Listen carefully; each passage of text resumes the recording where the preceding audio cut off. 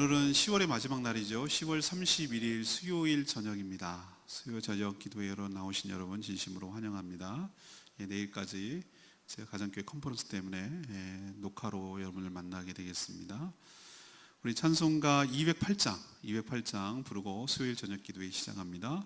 찬송가 208장 내 주의 나라와 주 계신 성전과 찬송가 208장입니다.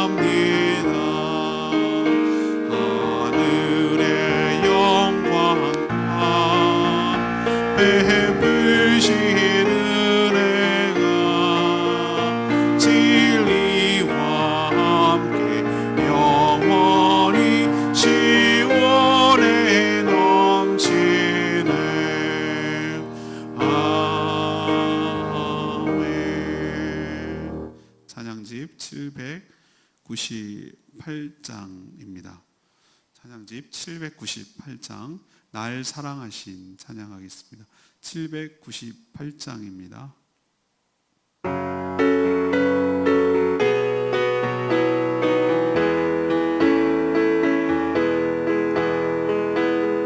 날 사랑하신 주님의 그 큰 사랑으로 내 안에 계신 예수님의 그 사랑으로 당신을 사랑합니다.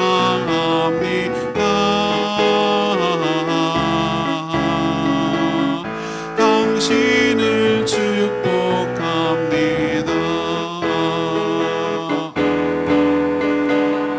나의 힘으로 당신을 사랑할 수 없네.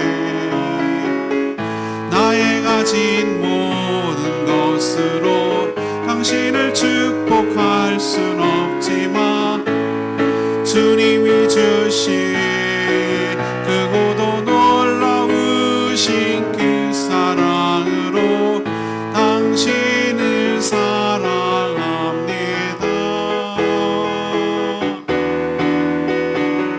당신을 축복합니다.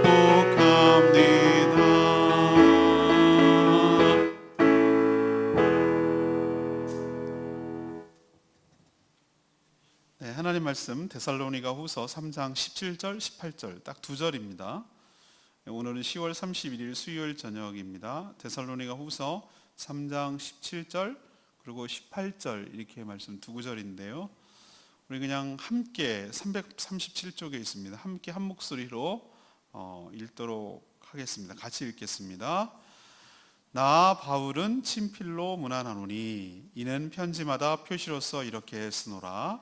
우리 주 예수 그리스도의 은혜가 너희 무리에게 있을지어다. 아멘. 정말 하다 보니 두 구절 가지고 이렇게 말씀을 전해야 되는 상황이 벌어지네요. 참 왜 이렇게 편집했는지 모르겠지만 아마 10월의 마지막이라서 아마 이렇게 편집한 것 같아요. 자, 오늘 이거는 모를 이유가 없어요. 사도 바울이 데살로니가 교회 성도들에게 이제 두 번째, 그러니까 후서잖아요. 두 번째 편지를 쓰면서 마지막에 친필로 문안 인사를 한다. 이것은 아마 이게 했던 게 관례였던 것으로 보입니다. 이 마지막 부분만을 친필로 작성해서 이 모든 편지가 사도 바울의 그림을 이제 표시해서 이 편지의 진정성 이것을 입증하려는 그런 의도라고 할 수가 있겠죠. 직전에 16절에 뭐라고 했습니까? 하나님이 주시는 평강을 주시기를. 오늘은 17절은 이번에는 은혜가, 하나님의 은혜가 바로 모든 무리에게 있기를, 그렇게 비는 내용이 오늘 문안 마지막 인사입니다. 자, 오늘 이 짧은 구절, 바울의 마지막 문안에서 느낄 수 있는 것은 무엇입니까? 이것이 오늘의 질문이에요. 여러분, 이 두 구절, 마지막 인사죠. 마무리, 우리도 안녕히 계십시오라고 하는 이 문안 인사, 마지막 인사를 통하여 우리가 느낄 수 있는 것은 무엇입니까? 첫 번째는요, 이 성도들을 향한 사랑을 느낄 수가 있어요. 이 짧은 구절에서 말이죠. 이 데살로니가 교회는 바울과 디모데, 실라 이 세 사람이 팀을 이뤄서 2차 전도 여행 중에 세운 교회였어요. 이 3주 정도 아주 짧게 머물면서 복음을 전했는데, 그때 유대인들과 하나님을 경외하는 이방인들이 믿어서 세워진 교회, 이 교회가 데살로니가 교회예요. 사도행전 17장에 나옵니다. 하지만 이 사도 바울 일행을 대적하는 유대인들이 있었어요. 어느 도시나 따라가면서 그렇게 있거든요. 회당에서 주로 복음을 전했기 때문에 그래요. 근데 이 유대인들을 선동하고 그래서 폭동을 일으켰어요. 그래서 사도 바울을 초대한 유대인이 있었거든요. 사도 바울 일행을 자기 집으로 초대해서 말씀도 듣고, 이제 그게 교회의 모태가 됐겠지만 말이죠. 그 사람이 야손이라는 사람이 있어요. 이름이 야손이라는 사람이니까 이제 막 폭동을 일으킨 무리들이 사도 바울을 막 찾아다녔을 거 아니에요. 그런데 어디 있을 거라고 추정을 했겠죠. 당연히 야손의 집에 있을 거라고 생각했죠. 그래서 사실은 밖에 있었는데, 그래서 야손의 집을 습격한 거예요. 그래서 거기에 있던 야손과 그의 집에 있는 성도들을 끌고 간 거예요. 끌고 가서 그 데살로니가 읍장, 지금으로 치면 거기에 이제 그 지방자치단체장이겠죠. 그 끌고 가서 고발하는 거예요. 고발하고, 이 사람들이 우리에게 못할 말을 했다. 우리가 지키지도 못할 풍습을 우리에게 전한다. 유대인들이 항상 하는 말이 있거든요. 그들이 사도 바울을 고발하면서. 그래가지고 더 크게 문제가 일으킬 것 같고, 그러니까 사도 바울 일행이 그 소식을 듣고 빨리 성도들이 빼돌린 거예요. 빨리 딴 데로 떠나야 되겠다고. 그래서 더 있기를 처음에는 계획했었는데 어쩔 수 없어서, 그래서 이 3주 만에 이 데살로니가 지역에서 떠나야만 하는 안타까운 상황이었어요. 그렇게 급하게 나왔으니 여러분 어떤 생각이 드세요? 짐도 못 챙기고 그냥 불이 났게 해가지고 그냥 야반 도주하듯이 그렇게 쫓겨나듯이 나왔으니 얼마나 그 걱정이 되겠어요. 그 사람들 잘 있나? 폭동은 진정이 됐나? 또 야손은 괜찮을까? 이런 게 당연히 들잖아요, 생각이. 그래서 걱정이 돼가지고 쓴 편지가 데살로니가 전서. 그것 갖고도 또 부족하니까 또 다시 편지를 쓴 편지가 데살로니가 후서. 사도행전을 보면은 이 편지만 갖고도 걱정이 해소가 안 됐는지, 이 지금 현재 쓴 데는 어디냐면 고린도예요. 고린도는 데살로니가에서 쭉 밑으로 내려오는 항구 도시거든요. 그래서 결국은 누구를 보내냐면 같이 따라온 일행 중에 하나인 디모데 목사, 디모데를 갖다가 이 데살로니가 교회에 다시 보내요. 야, 가서 어떻게 있는지 좀 보고 와라. 어떻게 있는지 좀 살피고 다독거리고 와라. 걱정이 돼서 염려가 돼서 잠 못 잔다. 이렇게 얘기를 했겠죠. 그래서 보내요. 그리고 교회를 살피고 오라고 얘기도 해요. 데살로니가 전서는 어떤 문제 때문에 다뤘냐면요, 물론 후서에도 2장에 그런 표현이 나옵니다만, 이 잘못된 재림 사상이 거기에 쑥 들어와가지고 막 혼란을 줘서 교인들을 어지럽혔거든요. 그 문제를 해결하려고 주로 딴 얘기도 물론 있었지만 쓴 편지가 데살로니가 전서라면, 후서는 여러분 보시다시피 제가 한 주간 다뤘는데 그 거짓 선생들이 얼마나 교묘하게 이렇게 말을 해가지고 자신의 이익을 챙기고, 이 데살로니가 1장 2절에 막 나오잖아요. 그 문제를 해결하기 위해서 이 후서를 썼던 것으로 보여요. 저는 여러분 어떤 생각이 드십니까? 이 편지도 두 통이 쓰고 디모데도 보내고 여전히 정말 성도가 바로 서야 될 텐데 이 교회가 든든하게 서야 될 텐데 안팎으로 어려움이 있는데 밖으로는 로마 제국의 어려움과 유대인들의 폭동과 뭐 이런 것도 있고 안으로는 이단 거짓들이 들어가서 성도들을 혼란스럽게 하고 안팎으로 환난과 어려움이 있는데 이 교회가 온전히 쓸까? 이 교회가 잘 서야 될 텐데 이런 노심초사하는 이 사도 바울의 마음이 느껴지지 않습니까? 저는 한 지역의 이 교회를 온전히 세우기 위한 이 사도 바울의 정성, 그 노고를 느껴져요. 에휴, 우리도 그런 거 있잖아요. 뭐 강아지처럼 그러진 않겠지만 뭐 병아리처럼 많이 낳았단 말이에요. 20마리. 키우다 보면 뭐 이런 일을 저런 일 때문에 한 마리 두 마리 죽는 것쯤은 있을 수 있어.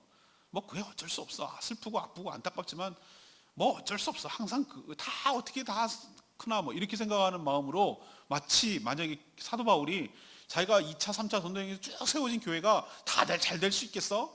망가지고 없어지고 뭐 그런 교회도 있겠지. 만약 이런 식으로 생각했다면 이 데살로니가 교회에 이런 식의 반응했겠어요?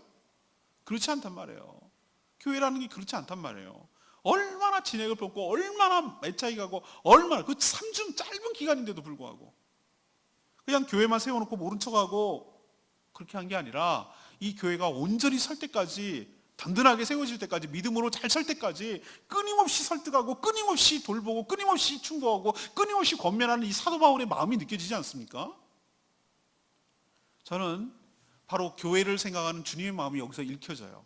이 사도 바울의 마음에서 이 교회를 성도를 사랑하는 주님의 마음이 읽혀진다고요. 우리도 이 사도 바울의 마음과 동일해야 될 줄로 믿습니다. 교회를 사랑하는 마음, 성도를 사랑하는 마음, 교회가 정말 잘 서기를 바라는 마음, 외풍과 외풍의 어려움을 극복하고 디뎌내고 견고한 믿음으로 온전히 세워지기를 바라는 이 마음, 이게 바로 주님께서 우리 마음에 주어지는 마음이고 사도 바울은 바로 주님께서 그 마음을 부어주셨기 때문에 그런 마음이 저는 생겨날 거라고 저는 생각해요. 여러분도 교회를 사랑하는 마음, 성도를 사랑하는 마음이 그 마음 가운데 가득하기를. 사랑의 반대말은 미움이 아니고 무관심이라고 그러잖아요.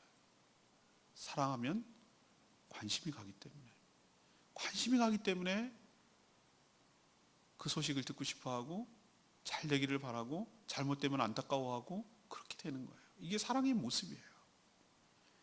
여러분도 사도 바울 그리고 더 나아가서 주님의 마음이 여러분 가운데 마음에 부어지기를 원합니다. 교회를 사랑하고 성도를 사랑하고 교회가 잘 되기를 바라고 교회가 잘 서기를 바라고 교회가 잘 되기를 바란다고 그러는 의미를 여러분 또 오해할까 봐 내가 한 번 더 말씀드리는데 교회가 뭐 외형적으로 막 엄청 뭐 크게 건축 이런 개념이 아니라 성도 한 사람 한 사람이 믿음 가운데 말씀 가운데 든든히 서가는 걸 좀 말해요. 거짓 교사들이 흔들리지 아니하고 이 핍박과 환난 가운데 잘 견뎌나가고 정말 하나님이 주시는 그 종말의 분명한 확실한 건전한 종말 사상을 가지고 그 인내하면서 살아가는 이게 교회가 커간다는 거고 교회가 단단해져 간다는 거예요. 여러분도 교회를 끊임없이 사랑하는 저와 여러분 되기를 소망합니다. 자, 두 번째 이 짧은 문안 인사에서 느낄 수 있는 게 뭡니까? 이 두 번째는 성도들을 위한 배려를 느낄 수가 있어요. 성도들을 위한 배려. 사도 바울이 오늘 17절에 뭐라고 했어요? 나 바울은 친필로 문안하노니 일마다 너희에게 문안하노니 이는 편지마다 뭐 한다고 그랬어요? 표시로서 이렇게 쓴다고 그랬어요. 편지마다 표시로서 이렇게 쓴다. 이렇게 했어요. 아마 그 16절부터 18절까지는 이건 제 생각이에요. 16절부터 18절까지는 사도 바울이 편지를 자기가 친필로 썼던 것 같아요. 그럼 앞에는요? 누가 대신 써줬지? 대신 써줬다고 해서 누가 진짜로 편지를 쓴 게 아니라 사도 바울이 옆에서 말하는 거예요. 말을 하고 말을 하면 어떻게 되죠? 요즘은 옛날에 그런 거에 타이피스트가 있었잖아요. 당시로는 이런 게 관행이었어요. 사도 바울이 눈도 안 좋았거든요. 안질도 있었고 그렇기 때문에 편지를 이제 얘기하듯이 읽어주는 거죠. 데살로니가 교회에 하나님의 은혜와 평강이 있을지어다. 그러면 옆에서 쓰는 거예요. 쓰고. 그럼 처음부터 끝까지 다 쓰면은 이게 사도 바울의 편지인지 아닌지 어떻게 할 거예요? 모르잖아요. 그죠? 몰라요. 그래서 일종의 사인처럼.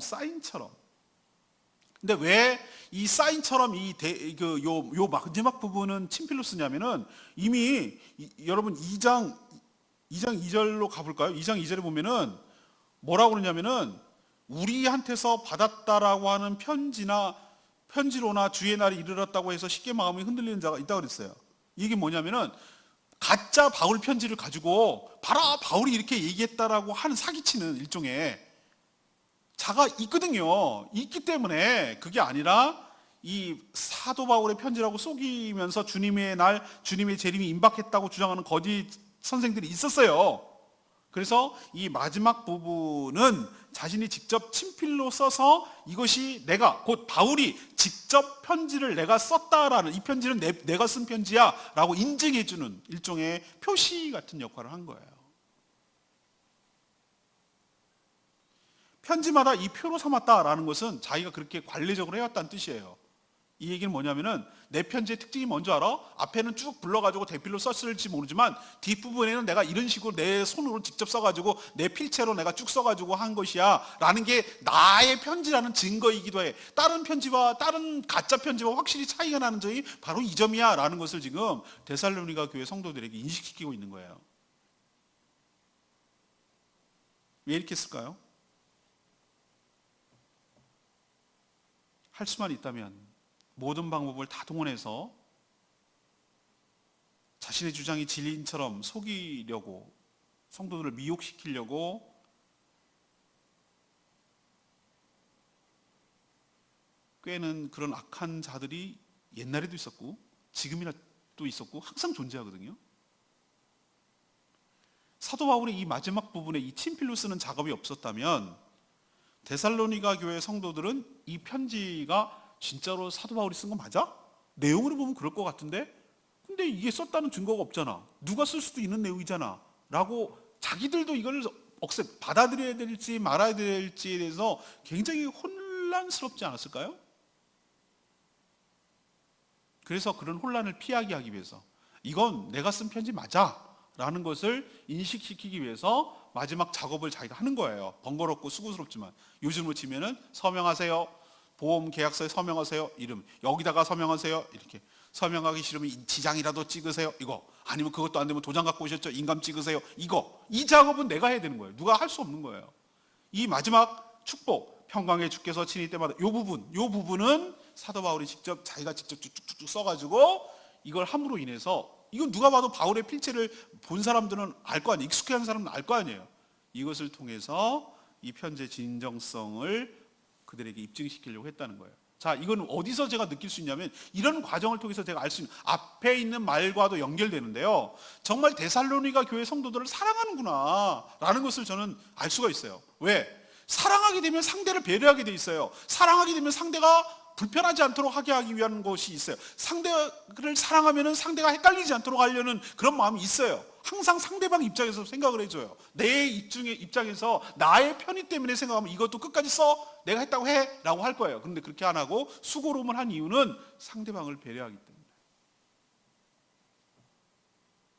이 짧은 얘기지만 제가 여러분에게 권면하고 싶은 것은 우리도 자기중심적인 삶, 자기 위주로 세상이 돌아가야 된다는 삶이 여전히 유아기적이고 죄성의 모습이라고 말씀드렸죠.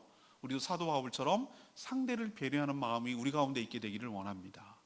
그래서 상대가 편하도록, 상대방이 기분 좋도록, 상대방이 편리하도록, 상대방이 믿을 수 있도록, 상대방이 기분 좋도록, 상대방이 유익이 있도록 그렇게 배려하는 것이 곧 저는 섬김이고 사랑의 증거라고 생각을 하는 것이죠. 여러분도 이렇게 다른 성도들을, 다른 지체들을 배려하고 섬기고 사랑하고 품고 이렇게 나의 수고로움을 통해서 상대방이 편할 수 있도록, 나의 헌신과 나의 친절을 통해서 상대방이 기쁘고 편리할 수 있도록 그렇게 살아가는 사도 바울의 삶이 여러분의 삶 가운데도 있게 되기를 축복합니다. 마지막 세 번째는 뭐냐면은 성도들을 향한 축복을 느낄 수가 있어요. 이 짧은 문안 인사에서요. 직전에 이제 문안 인사는 뭐죠? 16절부터 이제 사도 바울이 저는 썼다고 보는데요. 16절은 이렇게 돼요. 평강의 주께서 친히 때마다 일마다 너희에게 평강을 주시고 주께서 너희 모든 사랑과 함께 하시기를 원하노라. 이게 16절의 축복이거든요. 그러니까 데살로니가 교회 성도들에게 뭘 빌어주는 거죠? 평강을. 평강이 너희 삶 가운데 있기를 이렇게 빌어줬어요. 자, 그 동일한 마음으로 이번엔 18절에 뭘 빌어주고 있습니까? 우리 주 예수 그리스도의 은혜가 모든 무리에게 있기를. 앞에는 평강이 있기를. 평강은 뭐라고 그랬습니까? 이 마음의 상태라고 말하는 거죠. 주님과의 관계가 회복됨으로 인해서 오는 마음의 평안함, 안정감, 이것이 평강이라면, 은혜는 정말 하나님께서 정말 내 공로가 아닌데도 정말 은혜 가운데 우리가 모든 일이 주시는 여러 가지 축복들, 이것이 은혜잖아요. 편지 시작 기억도 안 나시겠지만 데살로니가 1장 1절로 가면은 너무 비슷해요. 1장 1절, 그 다음에 1장 2절 이렇게 가면은 이렇게 시작을 해요. 2절에 보면은 하나님 아버지와 주 예수 그리스도로부터 뭐가? 은혜와 평강이 있을지어다. 이렇게 시작을 하잖아요. 그죠? 시작은 어떻게 됩니까? 시작도 끝도. 시작도 하나님 아버지와 예수 그리스도는 은혜와 평강이 있기를. 끝도. 마지막도 평강으로 시작해서 은혜로 마치기를. 시작과 끝이 우리의 모든 성도의 삶이 하나님의 은혜와 평강으로 되기를. 그거를 기도하고 있어요. 그걸 바라고 있어요. 성도의 삶이 바로 하나님의 은혜와 그리스도께서 주시는 평강이, 이거는 있어도 되고 없어도 되고 개념이 아니라 어쩌면 신앙생활하는데 가장 본질이에요. 본질. 이거 있어야 신앙생활을 잘하고 있는 거예요. 이게 없으면 신앙생활하는 게 아니에요. 근데 많은 사람의 경우 제가 봤거든요. 은혜로 시작했다가 뭘로 끝납니까? 공로로 마치는 사람 얼마나 많은지 몰라요. 처음엔 은혜로 시작합니다. 그러나 나중에는 자기 의와 자기 영광과 자기 공로로 끝나는 사람이 얼마나 많은지 몰라요.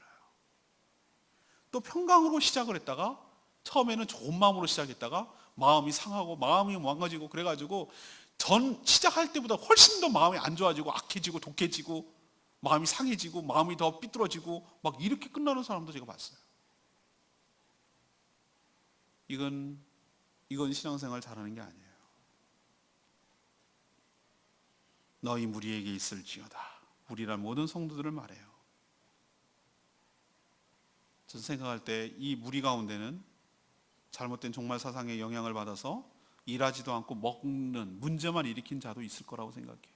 사도 바울은 성도 이렇게 제한하지 않고 그런 연약한 자들에게까지도 하나님의 은혜와 평강이 있기를 지금 빌고 있어요. 우리도 이런 마음을 가지고 서로가 서로에게 하나님의 은혜와 그리스도의 평강이 넘쳐나기를 서로 빌어주고 또 그렇게 살아가도록 힘쓰는 저희들 되기를 소망합니다. 오늘 레마의 말씀 역시 17절 끝부분인데요. 나 바울은 친필로 문안하노니 이는 편지마다 표시로 읽기 쓰노라, 이런 표현을 쓰고 있어요. 요즘은 직접 자신의 손으로 편지를 잘 쓰는 시대가 아니잖아요. 그죠? 요즘은 말이죠. 무슨 카드 쓰는 것도 힘들어. 카드 쓰는 것도. 생일을 축하합니다. 이거 쓰는 것도 어려워. 그래서 요즘 손편지 받으면요. 그렇게 귀할 수가 없습니다. 여러분도 그런 거 안 느끼세요? 손편지를 받을 때 상대방이 뭘 느낍니까? 진정성? 정성?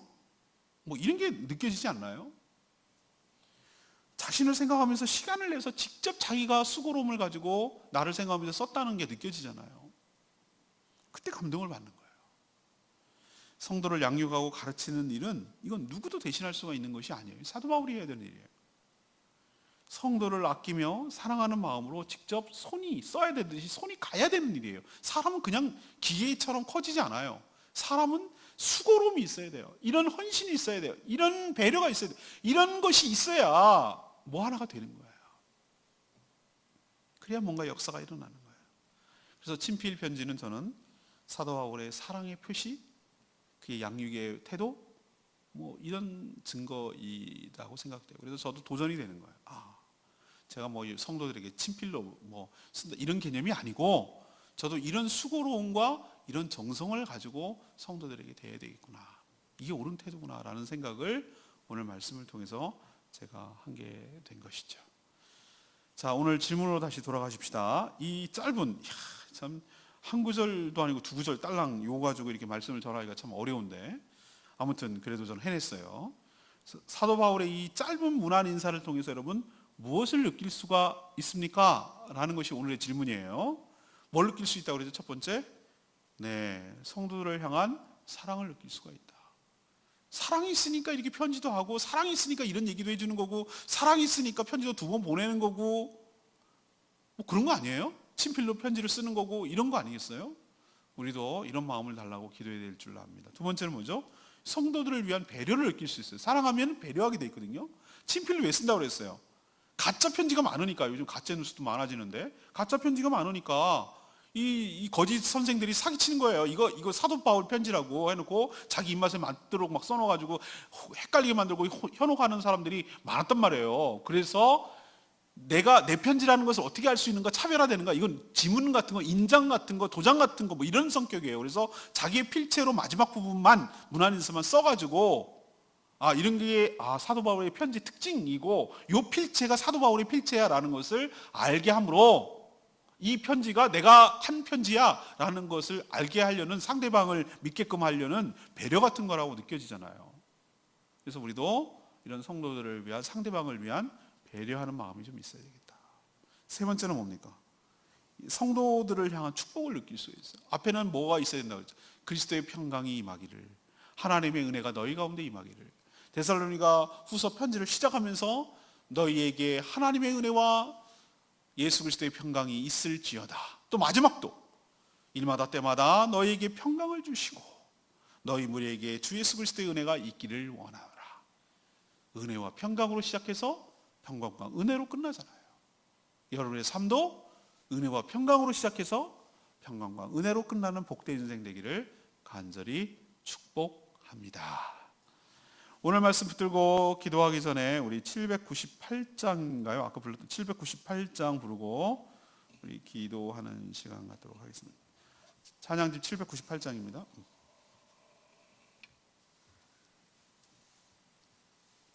798장, 날 사랑하신 주님의 그 큰 사랑으로 당신을 축복합니다. 우리도 서로 축복하면서 지냈으면 좋겠어요.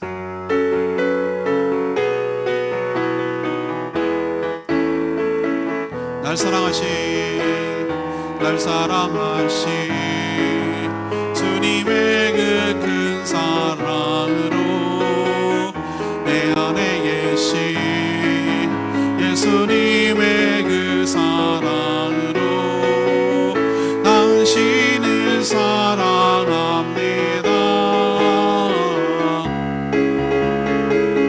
당신을 축복합니다.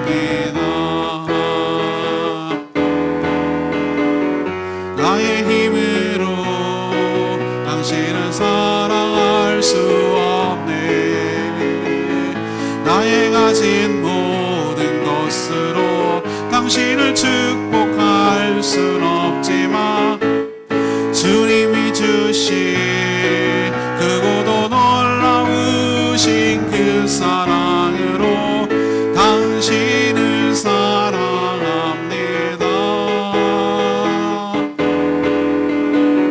당신을 축복합니다. 오늘 말씀 통해서 여러분 사도 바울의 심정이 느껴지나요? 사도 바울이 데살로니가 교회를, 성도들을 어떻게 생각하고 아끼는지, 하나님의 은혜와 하나님의 축복을 바라는 그 바울의 마음을 알 수가 있어요. 우리도 서로가 서로에게 그런 마음을 가지고 대해야 될 줄로 압니다. 친절과 배려, 그 사랑하는 마음이 하늘로부터 오는 것 같아요. 하나님이 그 마음을 부어주셔야 돼요. 나는 그런 사랑이 안 생겨요. 하나님이 그 사랑을 부어줄 때 이런 수고로움을 기꺼이 하는 것입니다. 여러분도 은혜로 시작해서 평강으로 시작해서 은혜와 평강으로 마치는 복된 인생 되게 해달라고, 서로가 서로에게 축복의 관계가 되는 그런 인생이 되게 해달라고 다 같이 주여 외치며 간절히 기도하는 시간 갖겠습니다. 주여 아버지, 날 사랑하신 주님의 그 큰 사랑으로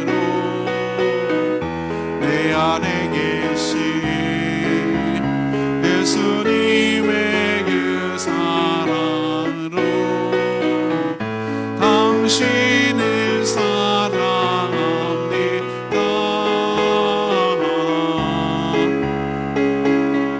당신을 축복합니다.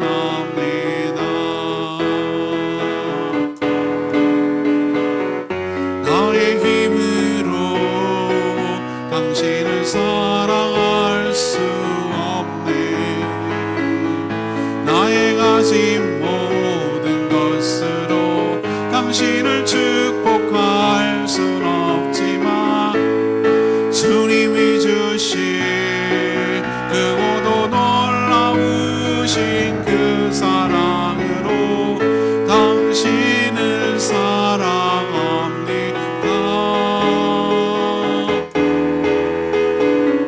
당신을 축복합니다.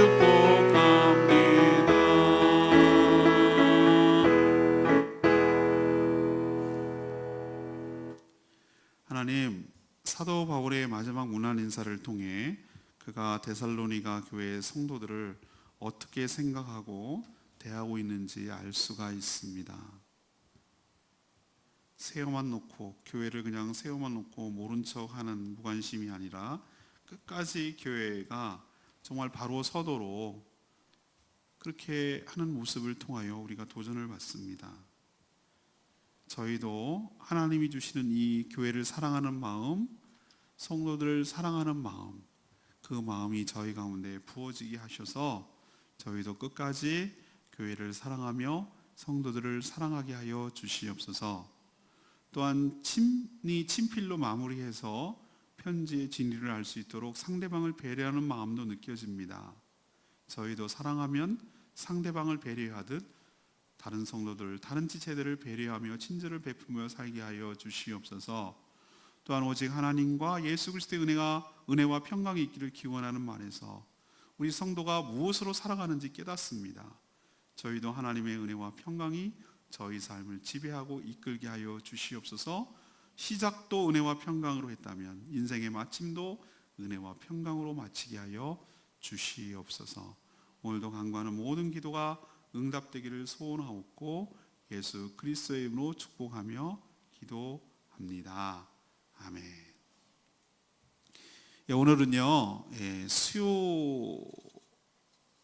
이 기도회예요. 그래서 여러분 주보 다 보시면 알겠지만 중보기도가 나와 있습니다. 그래서 우리 중보기도를 할 건데요, 우리 주보를 참고하셔서 우리 함께 기도했으면 좋겠어요. 기도 제목 6가지인데요. 먼저 제가 늘 나라와 민족을 위해서 기도하기를 원하죠. 북한의 비핵화가 실현됐으면 좋겠어요. 그리고 북미, 그러니까 북한하고 미국이 좀 관계가 정상화됐으면 좋겠어요. 그리고 북한과 관련된 모든 주변 나라들도 서로 인정하고 서로 정상 국가가 됐으면 좋겠어요. 그러려면 북한이 저 핵을 버려야 돼요. 핵이 있는 상태에서는 이게 평화롭게 할 수가 없어요. 저거 갖고 무슨 짓을 할지 모르니까. 그래서 정말 비핵화가 실현되게 하고 남북이 좀 더 평화롭게 살다가 이 나라와 이 민족이 자연스럽게 통일이 되는 날이 오도록 이 나라와 이 민족을 위해서 간절히 기도하기를 원합니다. 두 번째, 지금 생명의 삶 성경 공부에 참여하고 있는 분들이 계세요. 이분들이 12월까지 해야 되는데 어떤 어려움도 생기지 않도록, 사고도 생기지 않도록, 그래서 이 말씀을 공부하는데 방해되지 않도록 계속해서 지켜달라고 기도해 주시고요. 또 그리고 시간마다 큰 은혜를 경험하게 해달라고 간구하기를 원합니다. 또 11월부터 내일부터는요, 거의 한 달 반 이상 에스겔서를 묵상해요. 에스겔서가 너무 길어갖고 다 하지도 못해요. 그냥 반 정도 하는데 이 에스겔서 묵상도 참 은혜가 돼요. 안 은혜되는 성경이 없지만 에스겔 묵상을 통해서 하나님의 뜻이 무엇인지 분별하기를, 내일 아침부터 이제 이 에스겔서 묵상이 되거든요. 또 분별한 뒤에 그 말씀대로 순종하며 살기를 여러분 기도해 주셨으면 좋겠습니다. 그리고 또 내일부터 또 시작되는 게 있죠. 11월 1일 날 내일 저녁 8시부터 이제 다니엘 기도, 2018 다니엘 기도가 시작돼요. 여러분 매일매일 나오는 거 부담스럽죠. 근데 하나님께 기도하고 결단해 보세요. 나오리라, 은혜의 자리를 내가 꼭 사수하리라, 이런 마음을 하면 처음엔 좀 피곤하고 힘들어요. 근데 이제 몸에 적응이 되고 그러면 또 그 오길 잘했어 이런 마음이 들 정도로 또 참여해서 좋은 말씀 듣고 도전받고 찬양으로 정말 하나님께 마음껏 찬양하고, 또 그리고 하나님께 마음껏 목전껏 부르짖으며 기도하고, 이렇게 하면요 정말 우리 마음에 평안함이 있어요. 이건 해본 사람만이 알아요. 여러분도 내일부터 있는 다니엘 기도회를 통해서 하나님께서 정말 큰 은혜를 주시려고 예비하고 있거든요. 그 은혜를 경험하지 못하는 사람이 없도록 다 참여하는 저와 여러분 되기를 원합니다. 여러분 21일 동안 결단하시고요. 목장이 만약에 토요일 날 있다 그러면 목장 모이세요. 근데 토요일 날 안 하는 목장도 있잖아요. 그러면 오세요. 저는 여기 매일매일 있을 테니까. 그래서 목장은 목장대로 가고요. 그게 금요일이 됐던 토요일이 됐던 자기 목장을 하요. 근데 그날 목장, 요일이 아닌 목장은 나오셔요. 매일 할 거니까 주일도 하는 겁니다. 그렇게 하시길 바랍니다. 그리고 제가 지금 영상 녹화로, 사진 녹화로 이렇게 하고 있지만 몸은 지금 경주에 있어요. 경주에 있는데 가정교회 목회자 컨퍼런스에 지금 참여하고 있는데, 거기서 또 여러 가지 활동을 많이 해요. 사례 발표도 하고 육겹절 기도회도 하고, 특히 이제 삶 공부를 배우거든요. 하나님을 경외하는 삶을 배울 건데 그거도 하고, 또 여러 가지 교제도 있고 만나기도 하고, 여러 가지 많이 일이 있어요. 그 짧은 기간 동안에 그것들을 많이 경험하고 또 돌아올 수 있게 해달라고. 또 돌아오자마자 내일 저녁 비행기 내리자마자 밥 먹고 저녁 먹고 여기 와야 돼요. 힘든 일정인데 여러분 잘 감당할 수 있도록 기도해 주시길 바라고요. 또 영육이 연약한 성도들이 주님의 은혜로 치유돼서 강건하게 회복되기를 여러분 계속 기도해 주시기를 바랍니다. 이 기도 제목 놓고 우리 다 같이 힘차게 하나님 앞에 간절히 중보 기도하는 시간 갖도록 하겠습니다. 다 같이 주여 외치고 하나님께 간구하며 기도합니다. 주의 아버지, 주님 말씀하시며 내가 나아가리다. 주님 뜻이 하리며 내가 멈춰서리다. 나의 가고 서는 것 주님 뜻에 있으리. 오 주님 나를 이끄소서. 주님 말씀하시며 내가 나아가리다. 주님 뜻이 하리며 내가 멈춰서리다. 나의 가고 서는 곳 주님 뜻에 있으니 오 주님 나를 이끄소서. 뜻하신 그곳에 나 있기 원합니다. 이끄시는 대로 순종하며 살리니 연약한 내 영혼 통하여 일하소서. 주님 나라와 이 뜻을 위하여 뜻하신 그곳에 나 있기 원합니다. 이끄시는 대로 순종하며 살리니 연약한 내 영혼 통하여 일하소서. 주님 나라와 그 뜻을 위하여 오 주님 나를 이끄소서. 내가 그리스도와 함께 십자가에 못 박혔나니 그런즉 이제 내가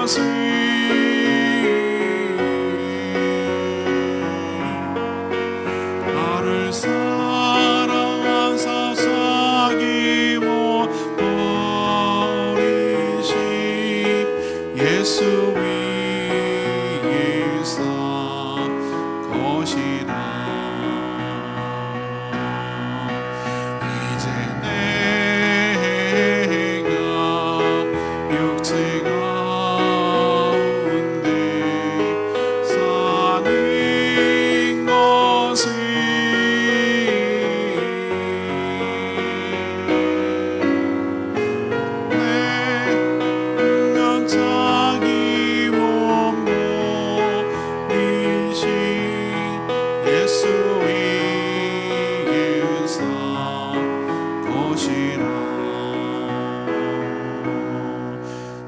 무엇과도 주님을 바꾸지 않으리. 다른 어떤 은혜 구하지 않으리.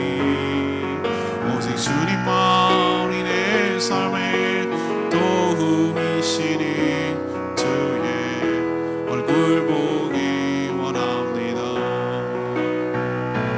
주님 사랑해요. 온 마음과 정성 다해 하나님의 지시라 친구 되기 원합니다.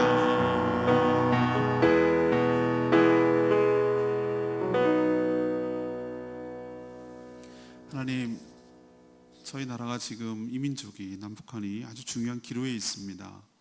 세계는 막 급변하고 돌아가고 있는데 우리나라의 평화와 통일을 다른 나라는 그다지 관심 없습니다. 우리는 심각합니다. 우리 생존이 달려있고 우리 미래가 달려있기 때문입니다. 북한이 가지고 있는 모든 핵과 미사일을 다 버리게 하여 주시고 그래도 살 수 있다는 믿음이 생기게 하여 주시기를 원합니다.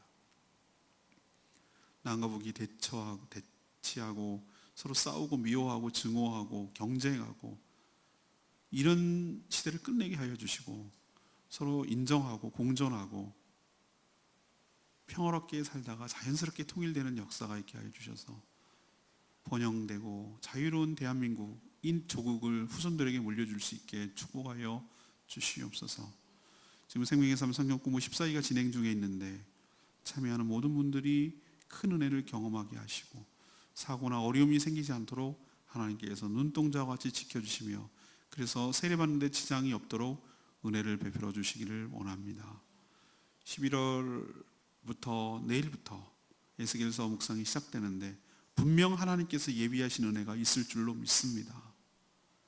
하나님, 우리가 주님의 음성을 들음으로 분별해서 그 순종함으로 하늘에서 내려오는 축복을 받아 누리며 살게 하여 주시옵소서. 또 내일부터 시작될 2018 다니엘 기도를 통해서 하나님께서 분명 예비하신 큰 은혜를 경험하도록 우리가 결단하며 기도의 자리, 말씀의 자리를 지켜낼 수 있게 도와주시고 이 풍성한 말씀의 잔치 참여할 수 있도록 복 내려주셔서 우리 삶의 문제들을 목장별로 낸 모든 기도 제목마다 응답되는 역사 있게 하여 주시옵소서. 지금 가정교회 목회자 컨퍼런스 중인데 또 많은 것들을 경험하고 보고 봐서 말씀으로 잘 양육해서 우리 교회가 반듯하게 성도들이 세워져 가게 도와주시고 또 영역이 연약한 성도들이 주님의 은혜로 치유되고 강건하게 회복되는 역사가 있게 하여 주시옵소서. 하나님, 오늘 10월의 마지막 날 이제 11월, 12월 딱 2달 남았습니다. 세월의 빠름을 느낍니다. 세월을 아끼게 하여 주시옵시고 우리의 인생이 그리 길지 않다는 것을 생각하고 정말 몸된 교회를 위하여 하나님 나라를 위해서 온전히 헌신하며 살다가 부끄럽지 않은 삶을 살다가 주 앞에 서게 하여 주시옵소서. 10월 한 날도 주님의 은혜 가운데 살았습니다. 그 은혜가 11월 한 날도 이어질 줄로 믿습니다. 오늘 주신 말씀처럼 은혜와 평강으로 시작해서 은혜와 평강으로 마치게 하여 주시옵소서. 하나님, 한 달도 은혜와 평강으로 살았으니 11월 한 달도 은혜와 평강으로 살게 하여 주시옵소서. 주님께 모든 것 맡기옵고 예수 그리스도의 이름으로 축복하며 기도합니다. 아멘. 여러분, 이 한 달도 주님의 은혜로 살았듯이 다음 11월 내일부터 또 11월 한 달도 주님의 은혜로 살게 되기를 원합니다. 내일부터 변화가 많죠. 에스겔서 묵상이 시작돼요. 내일 이미 녹화를 했습니다만 정말 은혜로운 말씀이 또 시작됩니다. 그리고 내일 저녁부터 8시부터 2018 다니엘 기도회 시작되는 거 여러분 아시죠? 여러분 사모하십시오. 말씀 사모하시고 나오면 하나님께서 큰 은혜가 있을 줄 압니다. 오늘 저녁에 가시기 전에 꼭 그 기도했으면 좋겠어요. 하나님, 11월 한 달 말씀과 기도로 사는 하나님의 축복과 은혜 속에 살아가는 한 달 되게 해달라고 결단하며 기도하며 하나님께서 그 기도 들으시고 응답하여 주실 줄로 믿습니다. 네, 기도하겠습니다. 오늘 목자 모임은 없고요. 충분히 기도하시다가 자유롭게 돌아가시면 되겠습니다. 여러분 사랑하고 축복합니다. 감사합니다. 기도하십시다.